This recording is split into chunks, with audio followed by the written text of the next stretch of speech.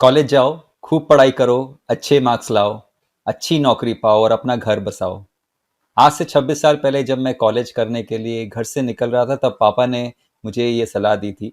26 साल गुजर गए हैं, हमारे आसपास की दुनिया बदल गई है, लेकिन पेरेंट्स की तरफ से अपने बच्चों के लिए ये सलाह नहीं बदली है।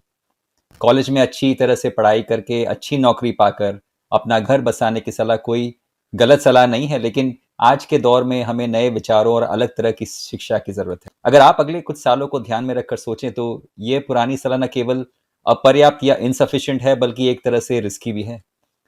हमें सिखाया गया है और बहुत अच्छी तरह से सिखाया गया है कि पैसा कमाने के लिए कड़ी मेहनत कैसे करें, लेकिन हमारे पैसे को अपने लिए कड़ी मेहनत करने के बारे में कोई नहीं सिखाता है। आप जो भी पैसा कमाते हैं उसमें हजारों गुना बढ़ने का बीज होता है। आपको बस ये जानना है कि उस बीज को कहाँ बोना है और उसे कैसे पानी देना है।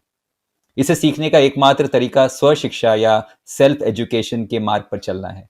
किसी बुद्धिमान व्यक्ति ने कहा था कि स्कूली शिक्षा आपको अपनी जिंदगी को चलाने के लिए पैसा कमाना सिखा सकती है, लेकिन स्व शिक्षा या सेल्फ एजुकेशन आपको असली में धनवान बना सकती है।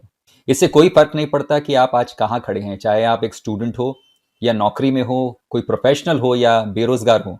आपके पास खुद को एजुकेट करने और अपने पर्सनल फाइनेंस का अच्छी तरह से ध्यान रखने की क्षमता है।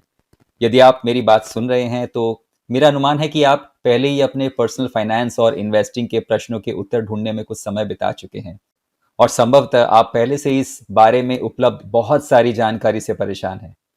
अपने पर्सनल फाइनेंस और इन्वेस्टिंग को समझदारी से हैंडल करने का जो काम है वो शुरू में बहुत बड़ा लगता है, लेकिन आप एक एक कदम आगे बढ़कर ये सीख सकते हैं, और आपके इस एक एक कदम पर मैं आपका साथ देने को तैयार हूं।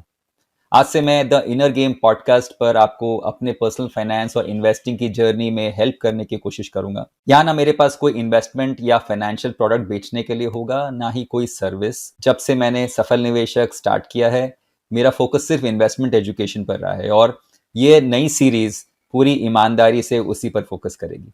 ये कोई नहीं जानता कि भविष्य आपके या मेरे लिए क्या लेकर आएगा, लेकिन अगर आप मेरा साथ देंगे तो आपका एक एक कदम अपने पर्सनल फाइनेंस और इन्वेस्टिंग की जर्नी में आपको बहुत दूर तक लेकर जा सकता है।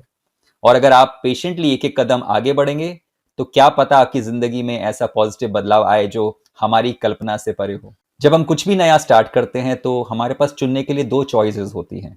या तो हम जो कर रहे हैं उसे करते रहें और उम्मीद करें कि चीजें बेहतर होंगी, जो एल्बर्ट आइंस्टाइन के अनुसार पागलपन की परिभाषा के काफी नजदीक है, या हम तैयारी करके, शिक्षित होके और अपनी फाइनेंशियल इंटेलिजेंस को जागृत करके स्मार्ट तरीके से गेम खेलना सीख सकते हैं। अगर मैं सच कहूं तो आगे जाकर मैं जो इस सीरीज में आपको सिखाऊंगा उसमें कोई नई बात नहीं होगी। दरअसल कोई भी इन लेसन्स को अपनी पर्सनल फाइनेंस और इन्वेस्टिंग जर्नी में अच्छी तरह से प्रैक्टिस कर सकता है, और उन लेसन्स को पहले दिन से ही इंप्लीमेंट करना शुरू कर सकता है। लेकिन जैसा कि कहा जाता है, जो चीजें करना आसान होता है उन्हें न करना भी आसान होता है। तो ये सीरीज मेरी तरफ से आपके पर्सनल फाइनेंस और इन्वेस्टिंग के जर्नी को सिंपल बनाने के लिए एक पहल है, और उससे ज्यादा कुछ नहीं है। मुझे बस आपका साथ चाहिए इन लेसन्स को इम्प्लीमेंट करने के लिए, और हमें कोई जल्दी नहीं है। हम धीरे धीरे एक एक कदम लेंगे आपकी फाइनेंशियल जर्नी में, आपके फाइनेंशियल फ्रीडम की तरफ। जैसे कि कबीरदास जी ने कहा था, धीरे धीरे रे मना, धीरे सब कुछ होए, माली सींचे 100 घड़ा, ऋतु आए फल होए। इसका मतलब है कि मन में धीरज या धैर्य रखने से सब कुछ होता है। अगर कोई माली किसी पेड़ को 100 घड़े पानी से सींचने लगे, तब भी फल तो ऋतु आने पर ही लगेगा। आपको और आपके परिवारजनों को मेरी तरफ से दिवाली और नए साल की हार्दिक शुभकामनाएं। आपकी इन्वेस्टिंग जर्नी पर ज्ञान की रोशनी चमकती रहे। अगर आपको ये वीडियो अच्छा लगा तो प्लीज अपने दोस्तों के साथ इसे शेयर कीजिए और मेरे चैनल को सब्सक्राइब कीजिए। अगली बार तक happy living and happy investing. धन्यवाद।